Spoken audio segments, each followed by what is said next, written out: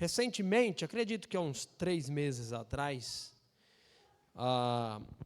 eu compartilhei em uma das quartas-feiras, sobre a leitura bíblica, quando estávamos em 1 Samuel, e destaquei algumas lições aqui desse texto e disse, quando tivermos uma brecha, na sequência das mensagens, eu vou trazer uma pregação nesse texto. Então, hoje deu certo, tá bom? Os homens que estiveram no encontro de homens em Jardim das Embuias já ouviu essa mensagem, mas hoje toda a igreja terá a oportunidade de meditar nesse texto bíblico. Eu gostaria de fazer então a leitura do texto, também será projetado aqui.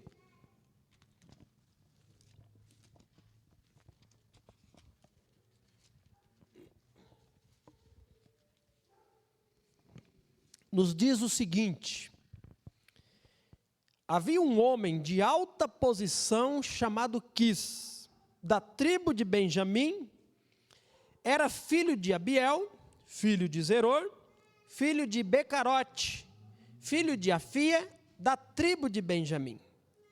Seu filho Saul era o jovem mais atraente de todo o Israel. Era tão alto que os outros chegavam apenas em seus ombros. Certo dia, as jumentas de Quis se perderam. E ele disse a Saul: leve um servo com você e vá procurar as jumentas. Então Saul e o servo percorreram toda a região montanhosa de Efraim, a terra de Salisa, a região de Saalim e toda a terra de Benjamim. Mas não encontraram as jumentas em parte alguma. Por fim, chegaram à região de Zuf, e Saul disse ao servo: vamos voltar para casa. Não quero que meu pai fique mais preocupado comigo do que com as jumentas. O servo, porém, disse: tenho uma ideia. Nesta cidade mora um homem de Deus. O povo daqui o respeita muito, pois tudo o que ele diz acontece.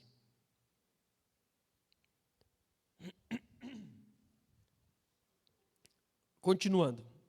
Vamos procurá-lo. Talvez ele possa nos dizer para onde devemos ir. Versículo 7. Saul respondeu: está bem, vamos, mas não temos nada a oferecer ao homem de Deus. Até nossa comida acabou, e não temos nada para lhe dar em troca. O servo disse: tenho comigo uma pequena quantidade de prata. Pelo menos podemos oferecer isso ao homem de Deus e ver o que acontece. Naquele tempo, em Israel, quando alguém queria receber uma mensagem de Deus, dizia: vamos perguntar ao vidente, pois os profetas de hoje eram chamados de videntes. Saul concordou: está bem, vamos. Então foram para a cidade onde morava o homem de Deus. Quando subiram a colina para chegar à cidade, encontraram algumas jovens descendo para buscar água. Então Saul e o servo lhes perguntaram: o vidente está aqui hoje? Eles responderam: sim, basta seguir em frente, mas é preciso correr, porque ele acabou de chegar à cidade para realizar um sacrifício no lugar de adoração. Quando entrarem na cidade, tentem encontrá-lo antes que ele suba para a refeição no alto da colina. O povo não começará a comer até que ele chegue para abençoar o sacrifício. Subam logo, pois é agora que poderão encontrá-lo. Então chegaram à cidade, e quando entravam pelos portões, Samuel vinha na direção deles, subindo para o lugar de adoração. No dia anterior à chegada de Saul, o Senhor tinha dito a Samuel: amanhã por volta desta hora, enviarei a você um homem da terra de Benjamim. Você o ungirá para ser líder do meu povo, Israel. Ele os livrará dos filisteus, pois olhei para meu povo com grande misericórdia e ouvi seu clamor. Quando Samuel viu Saul, o Senhor lhe disse: este é o homem de quem lhe falei. Ele governará meu povo. Versículo 18. Saul se aproximou de Samuel na entrada da cidade e perguntou: o Senhor pode me dizer onde fica a casa do vidente? Eu sou o vidente, respondeu Samuel. Suba adiante de mim até o lugar de adoração. Ali comeremos juntos e pela manhã eu lhe direi o que você quer saber. E depois poderá seguir viagem. E não se preocupe com as jumentas, que se perderam há 3 dias, pois foram encontradas. Eu lhe digo que as esperanças de Israel estão centradas em você e sua família. Saul respondeu: mas sou apenas da tribo de Benjamim, a menor das tribos de Israel. A minha família é a mais insignificante de todas as famílias dessa tribo. Por que o Senhor fala comigo dessa maneira? Então Samuel levou Saul e seu servo para a sala de jantar e lhes deu o lugar de honra entre os convidados, cerca de 30 pessoas. Em seguida, Samuel pediu ao cozinheiro: traga o pedaço de carne separado para o convidado de honra. O cozinheiro trouxe a coxa para o sacrifício e a colocou diante de Saul. Coma, disse Samuel. Reservei este pedaço para você desde que decidi convidar esses homens para a refeição. E Saul comeu com Samuel naquele dia. Quando desceram do lugar de adoração e voltaram para a cidade, Samuel levou Saul ao terraço da casa e preparou uma cama para ele. Ao amanhecer do dia seguinte, Samuel chamou Saul novamente. Levante-se, disse ele, é hora de seguir viagem. Saul se aprontou e ele e Samuel saíram juntos. Quando chegaram à cidade, à saída da cidade, Samuel disse a Saul que enviasse seu servo adiante. Depois que o servo partiu, Samuel disse: fique aqui, pois recebi de Deus uma mensagem para você. Então vamos orar, pedindo que o Senhor nos abençoe neste momento. Pai, mais uma vez precisamos do auxílio e a ação do Teu Espírito Santo, trazendo luz, trazendo entendimento sobre a palavra que acabamos de ler, e pedimos que o Senhor possa esclarecer as verdades do Senhor a nós, nos edificando, nos consolando e nos conformando a cada dia com o que diz a Tua palavra. Abençoe as crianças que estão ali também ouvindo essa mensagem. Que o Senhor possa ajudar a professora a ser clara, para que a mensagem seja compreendida e possa trazer os resultados desejados. Nós oramos agradecidos no nome de Jesus. Amém.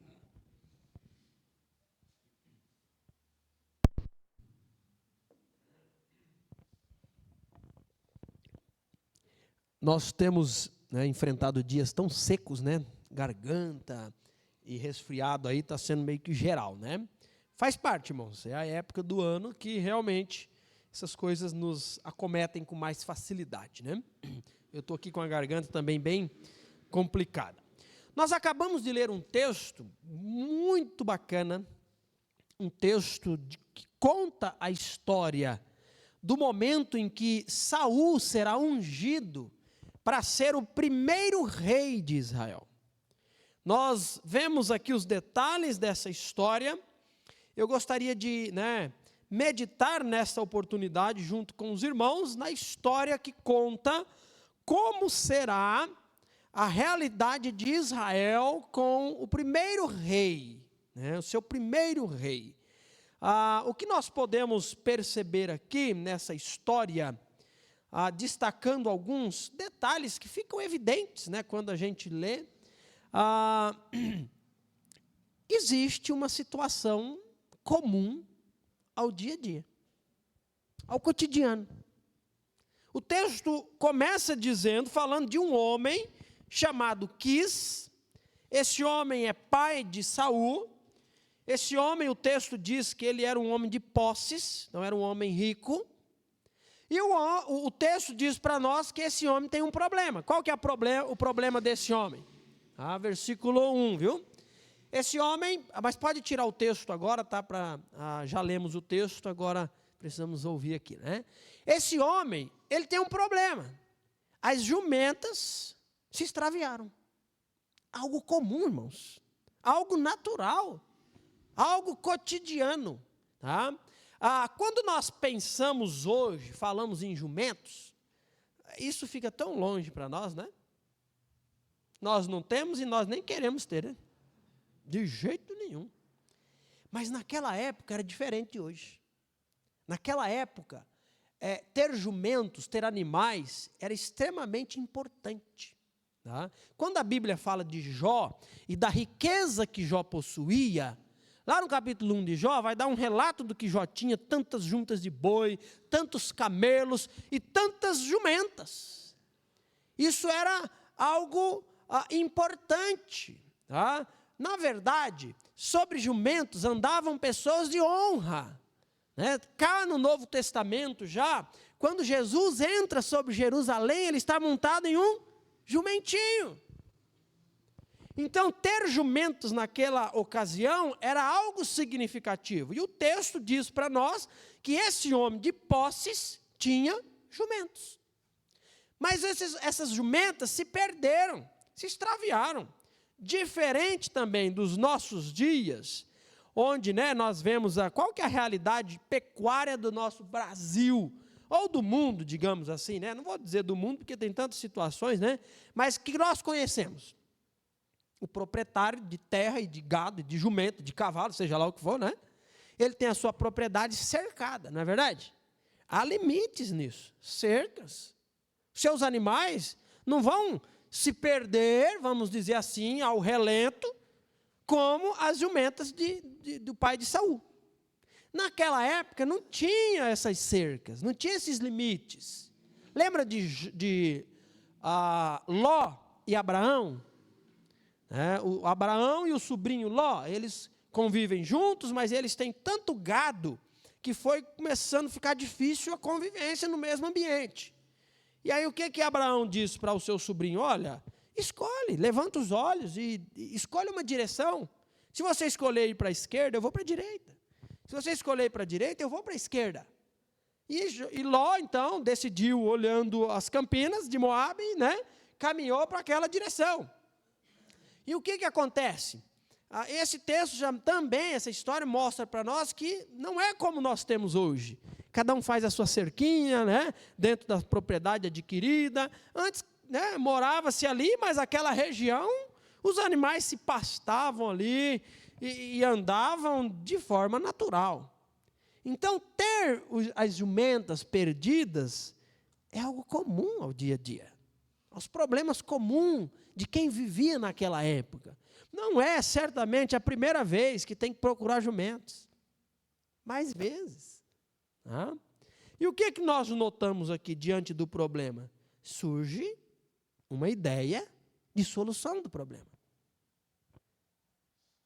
Natural, né, irmãos?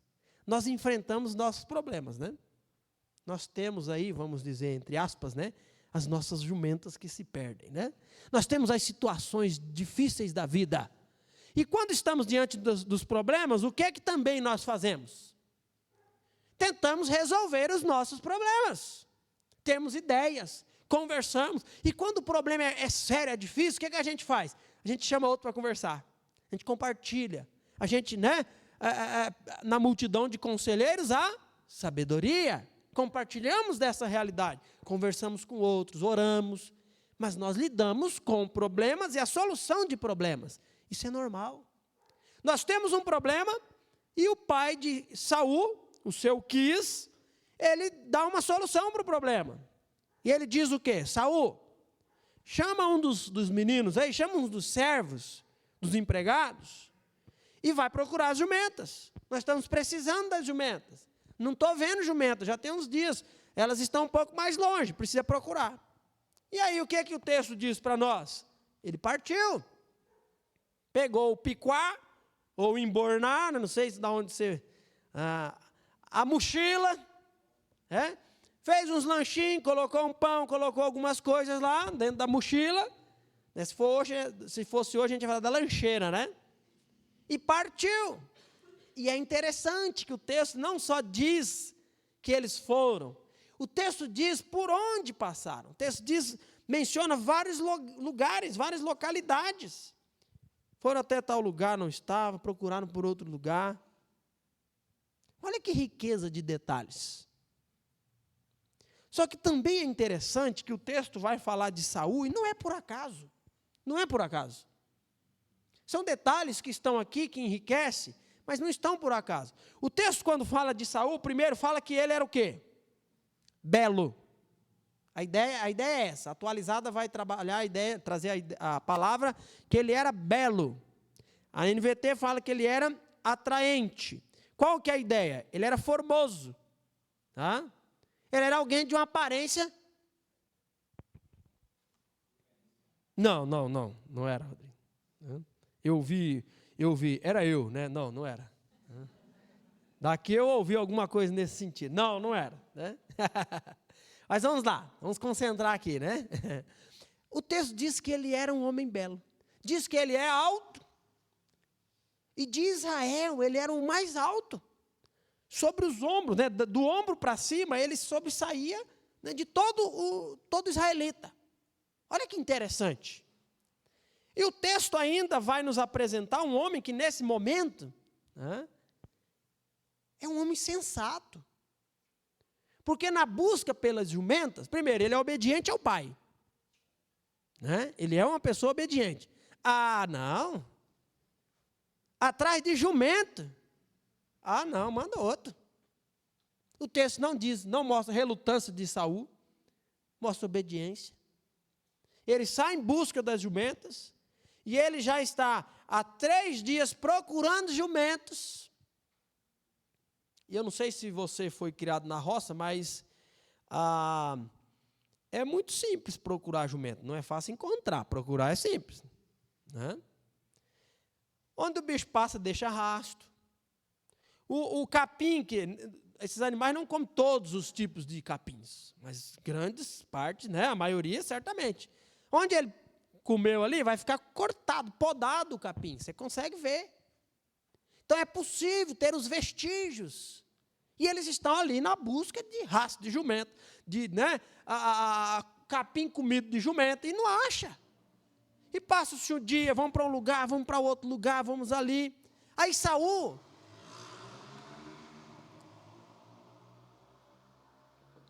ele tem uma ideia, falou, olha, fulano, que é quem está com ele, nós vamos voltar, porque já há 3 dias nós estamos procurando jumentos, embora ele não diz 3 dias, Samuel diz que há 3 dias estão procurando jumentos, né?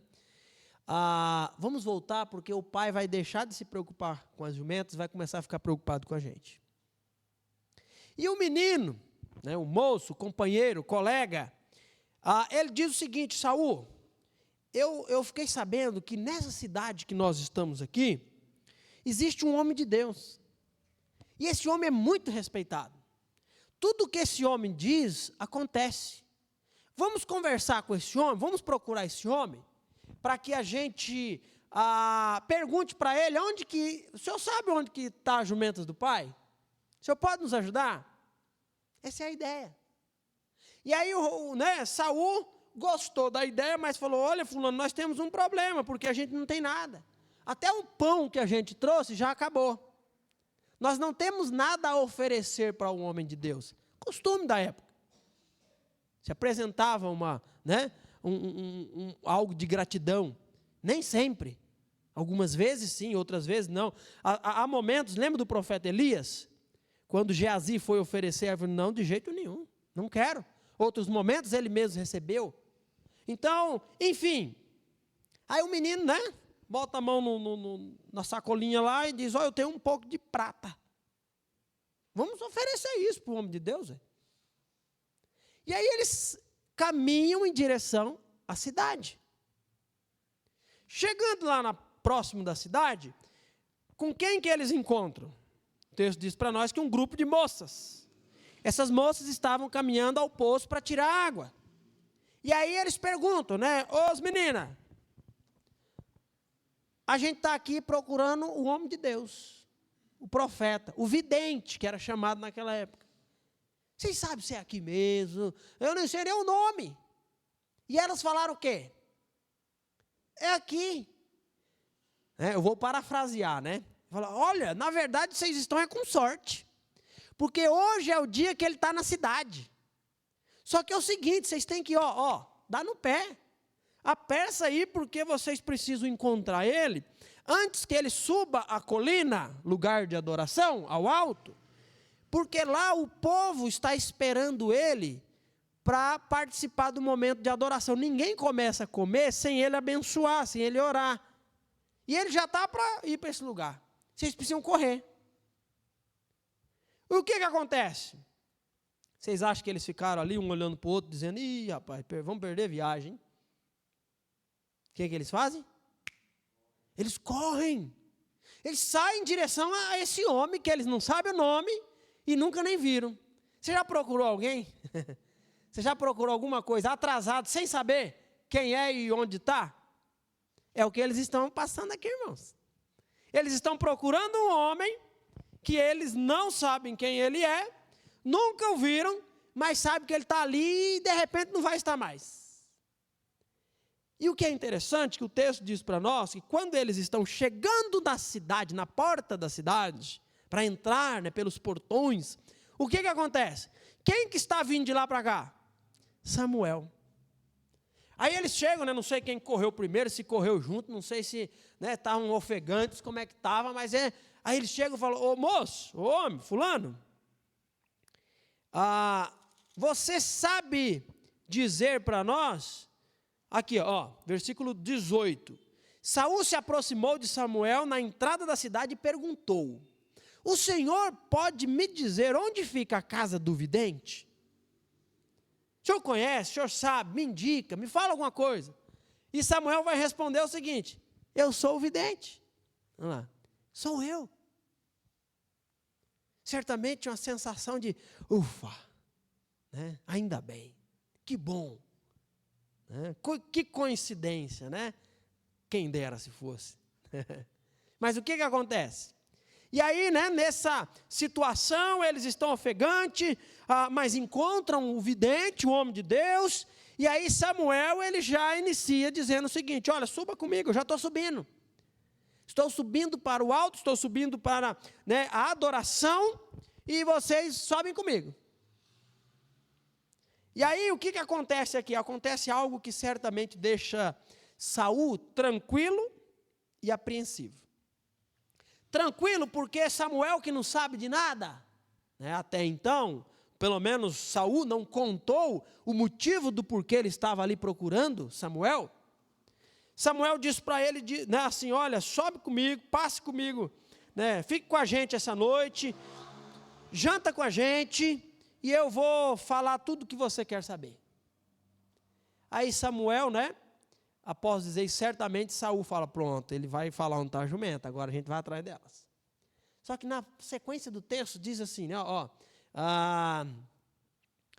direi o que você quer saber e depois poderá seguir viagem. Próximo versículo, olha só. E não se preocupe, Samuel, não se preocupe com as jumentas.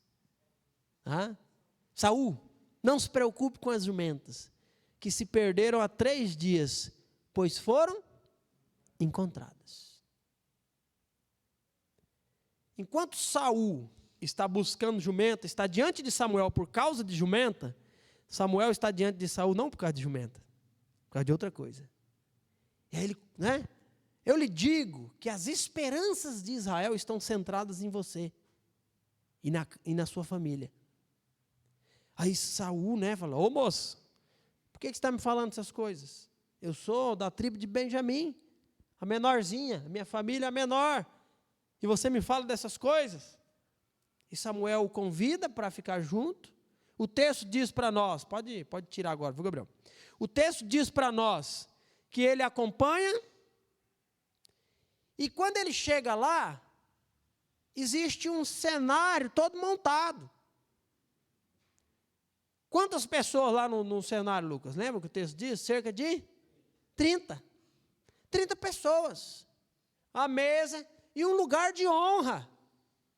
E quando eles chegam, Samuel diz para Saul o seguinte: esse é o seu lugar.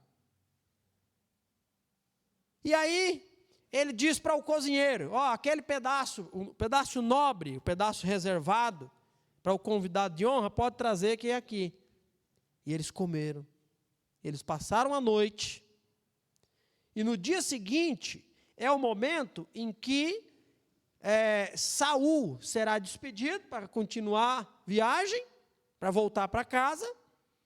E Samuel irá então ungí-lo para ser rei de Israel, que é o capítulo 10. Não iremos ler.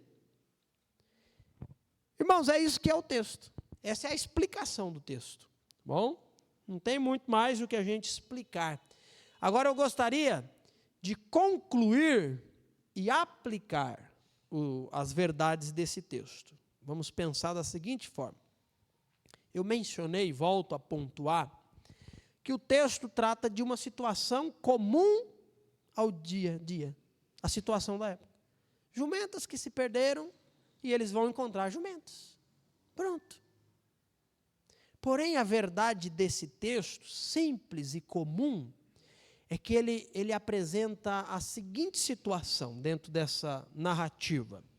Esse texto, essa história, ela se apresenta dentro da perspectiva humana. Qual que é a perspectiva humana? Qual que é a conclusão óbvia humana diante do problema? Começa com o pai de Saul, que descobre que as jumentas se perderam e vai enviar alguém para buscar as jumentas. Essa é a perspectiva humana.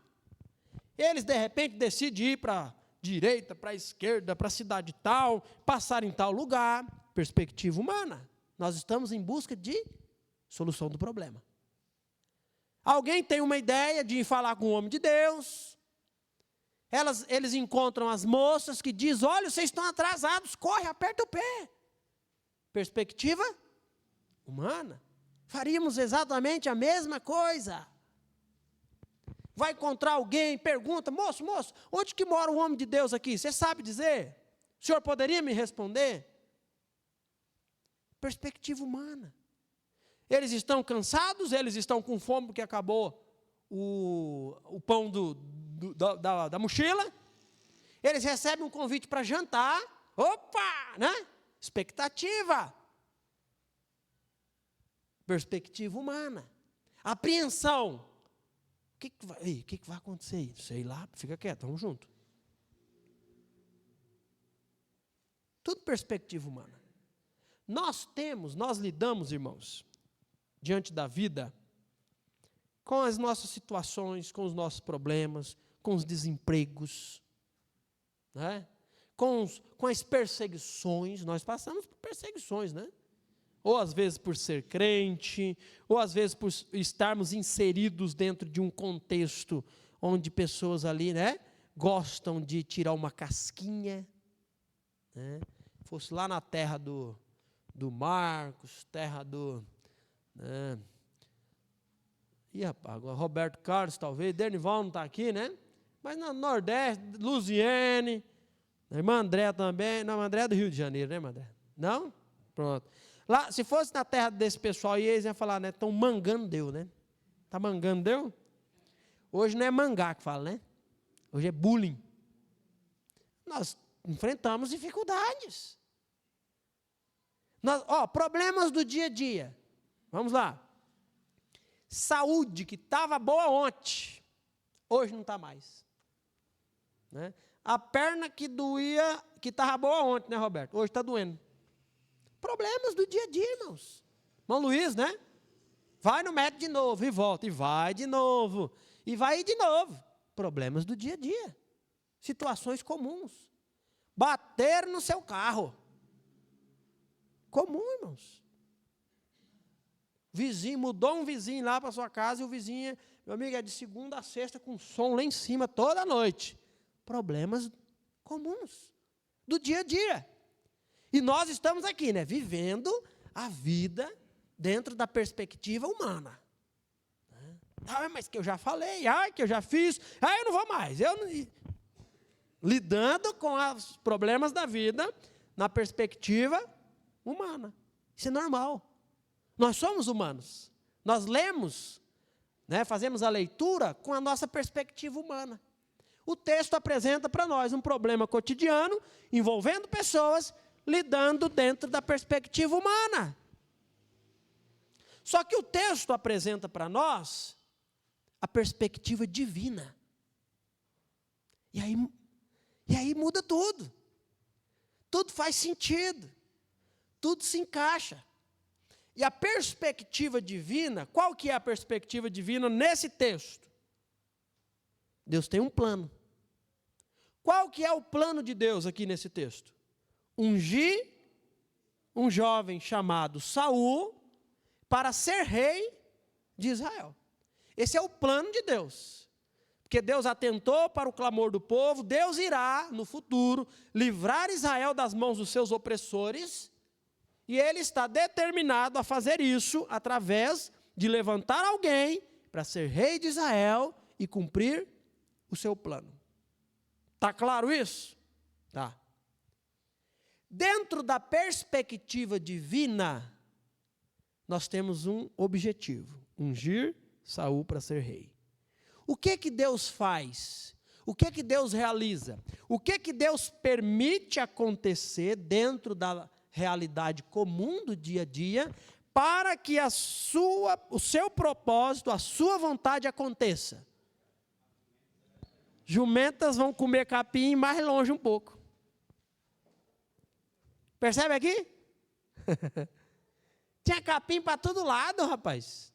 Todo lugar tem mato para comer. Por que essas jumentas vão pastar mais longe?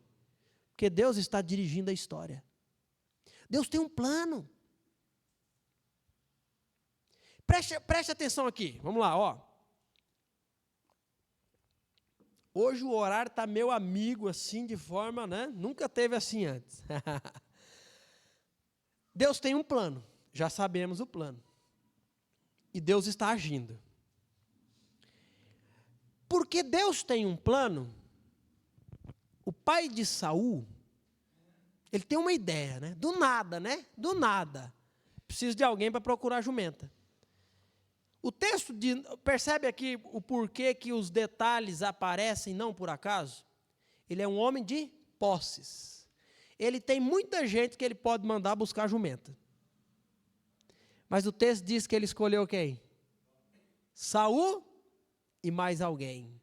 Não é à toa que o texto também diz que Saul era alto, que Saul era belo. Pense comigo, nós temos os nossos remelentinhos, né? Os olhinhos remelento, birrento, desse tamanhozinho, né? E nós somos meio que águias protetoras. Não deixa sair no portão, né? O perigo, tal, não, de jeito nenhum. O texto diz que o rapaz era belo, de aparência, mas o pai dele escolhe ele para sair ao relento e procurar jumento. Não podia mandar o Chico e o Francisco? O João e o Zé? Não podia? Por que mandou o seu, né, o seu... Fugiu agora, né? Seu pupilo, né? Seu querido filho. Por que mandou ele? Os perigos da viagem, toda a situação, por que mandou ele? Porque Deus tem um plano. Deus está no controle. Deus está conduzindo a história. E quem vai procurar a jumenta é um acompanhante, mas junto com Saul. O rapazinho tem uma ideia em determinado lugar. Quando Saul diz, vamos voltar para casa, surge a seguinte ideia: vamos falar com o homem de Deus? Perspectiva humana. Eles encontram as moças, eles estão atrasados, eles estão procurando alguém que eles nem viram, nem sabem quem é, dentro da perspectiva de Deus. Um dia antes, Deus já havia dito para Samuel: amanhã, por essas horas, vai chegar alguém aqui, assim, assim, procurando pelo profeta. Eu tenho um plano sobre essa pessoa. Prepara um banquete aí. Convida o pessoal. Manda o cozinheiro já preparar o alimento. Perspectiva divina. Quando Saul aponta, né, vem correndo e aquele, né, eu consigo imaginar essa cena, levantando poeira, meu amigo, pela sola do calçado, né, correndo. Quando ele está vindo, o que Deus faz com Samuel? Avisa ele: ó, esse é o homem que eu falei. Esse é o rapaz que eu falei ontem. Tudo sob controle. Dentro da perspectiva humana, eles acham que estão ali para procurar jumento. Dentro da perspectiva de Deus, eles estão ali porque Saul será rei de Israel. Um banquete foi preparado.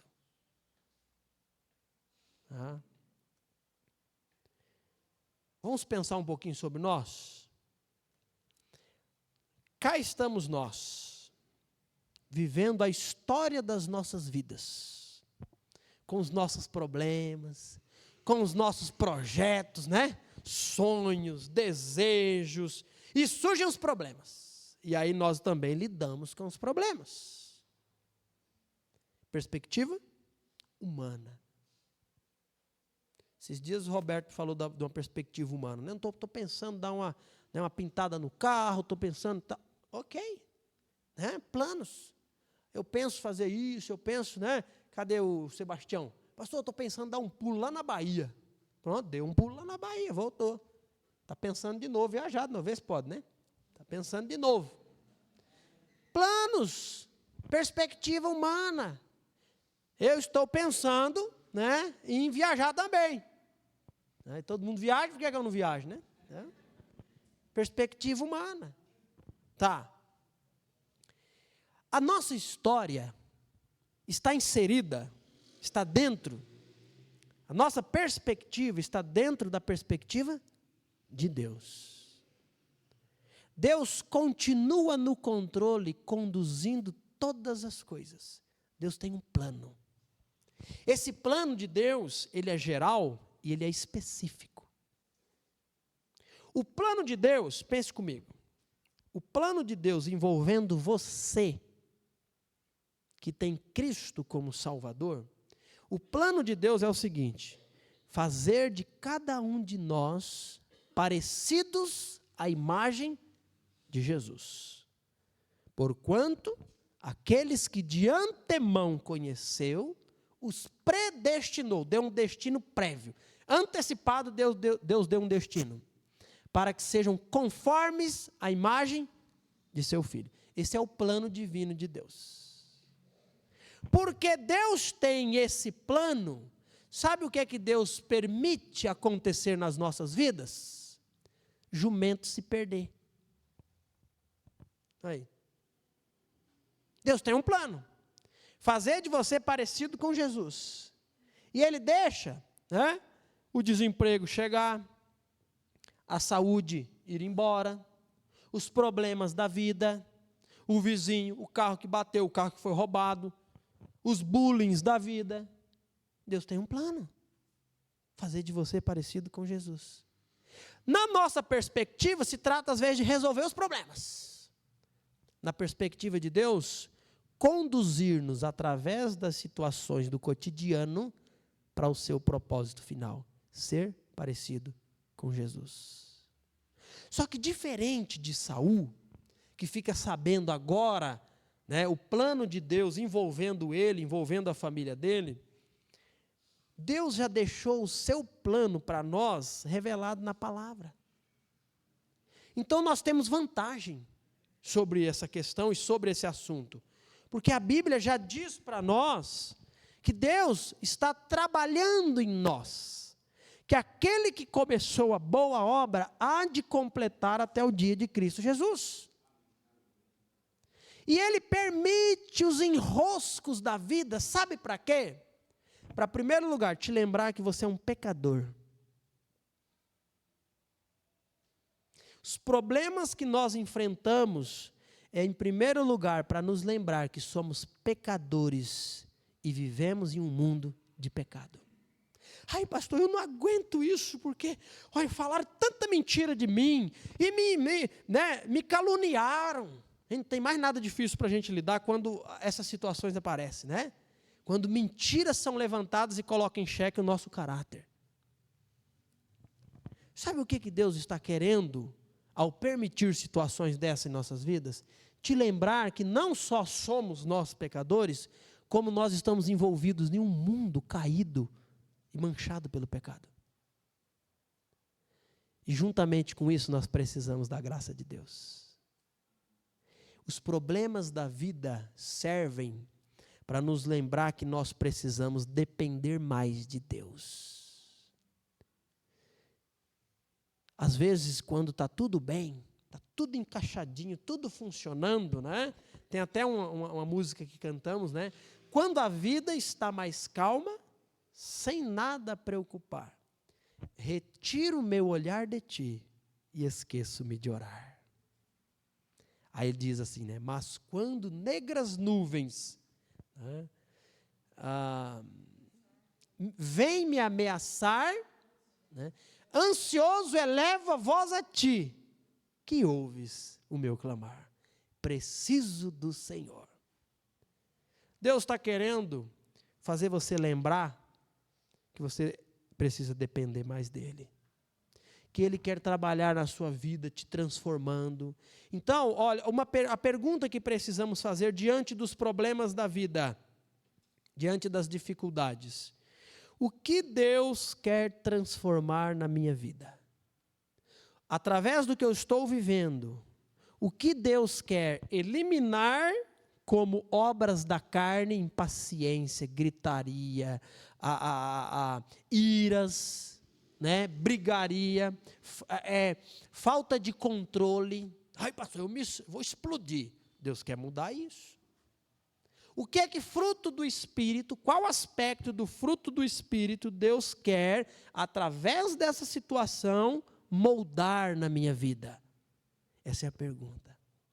Aí sim nós vamos entender na prática o que Tiago diz. Ele diz, meus irmãos, tende por motivo de toda alegria o passar por várias provações. É difícil para nós, né? Ter alegria ao passar pelas provações. Mas sabe quando podemos ter alegria ao passar pelas provações? Quando nós enxergarmos, fazer a leitura da perspectiva de Deus. Então, gente, problemas nas nossas vidas existem para que Deus trabalhe em nós. Deixa eu aplicar aqui, né?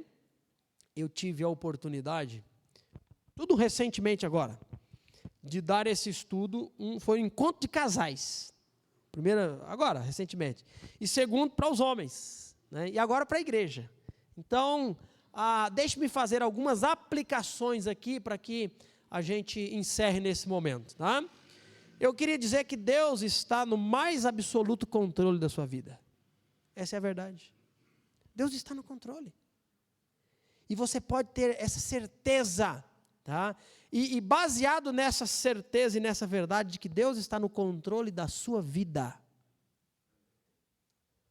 a situação tem jeito. Porque tudo está dentro do plano de Deus. Então não tenha dúvidas, tá? Que tu casou e tu está casado com a pessoa certa. Ai, pastor, será? Não duvide, não. Deus está no controle. Ou Deus está no controle, ou Ele não está. Deus não está metade no controle. Ele está no controle. Às vezes dá raiva, né? Dá. Às vezes, mas Deus está no controle. Tá. Deixa eu explorar essa questão. Então, no casamento, assim como em qualquer área que nós vivemos, nós temos a perspectiva humana. Tá? E a perspectiva humana é a seguinte, né? Mas de novo, e isso e aquilo. Não, eu já falei para esse traste, sempre deixa as coisas aqui. A bendita toalha em cima da cama, né? A toalha molhada que nunca sai de lá. O sapato do jeito que chega, né? Joga para lá. Ou o atraso de uma coisa, de outra. Olha só, perspectiva humana. Nós estamos aí na agitação da... Quem não tem os problemas? Todos nós. Qual que é a perspectiva divina? É fazer com que o nosso casamento reflita a glória de Deus. É trabalhar nas nossas vidas. E para isso ele usa, sabe o quê? O bendito e a bendita. Os defeitos do seu cônjuge não diz respeito necessariamente a ela ou a ele. Diz respeito a você. O que é que Deus quer trabalhar na sua vida e permite com que essa situação se evidencie no outro? Percebe que mudou? Não é a perspectiva humana. Eu já te falei, não vou repetir. Não, é a perspectiva divina. Deus tem um plano na sua vida. Deus quer te transformar à imagem de Jesus. E aí ele usa os nossos filhos birrentos e desobedientes. Usa. Pastor, já falei tanto, pastor. Deixa. Está no controle de Deus. Deixa quebrar a cara e vai quebrar. E a hora que quebrar ainda, você vai ajudar ainda. Tudo ralado, tudo esfolado. A gente vai lavar. Mete um álcool, um sabão, esfrega essa ferida aí, né? Mas está no controle de Deus. Deus tem um plano. Deus está no controle. Você não é o centro. Deus é o centro. O emprego, a situação. Pastor, esse emprego não é de Deus. Não, é de Deus. Você está lá, é de Deus. Deus tem um plano. Deus quer te moldar, Deus quer te usar, Deus quer, né, se revelar a você, Deus quer trabalhar em você e Deus quer trabalhar através de você. E nós, egoístas e orgulhosos, né, vivemos correndo de uma situação difícil e de outra, achando que o desafio da vida é encontrar o mais confortável possível. Quem disse isso? Deus tem um plano no sofrimento. Então, tudo se resume a aceitar e a entender que Deus está no controle. E a situação que eu estou vivendo está debaixo do controle de Deus. Como eu adoro ao Senhor na situação que eu estou vivendo? É a pergunta. Eu gostaria de encerrar só destacando que nós precisamos fazer o que o rapaz que acompanhava Saul fez. Qual que foi a ideia que ele teve? Nessa cidade tem um homem de Deus. Falar do homem de Deus, eles estavam falando de buscar o conselho de quem? De Deus. Você tem buscado o conselho de Deus diante dos problemas que você tem vivido? Precisamos buscar o conselho de Deus. Onde que buscamos o conselho de Deus em primeiro lugar? Na palavra de Deus. Onde que podemos buscar o conselho de Deus? Que a palavra de Deus já disse. Na multidão de conselheiros, a sabedoria. Conversando com pessoas maduras na fé. Conversando.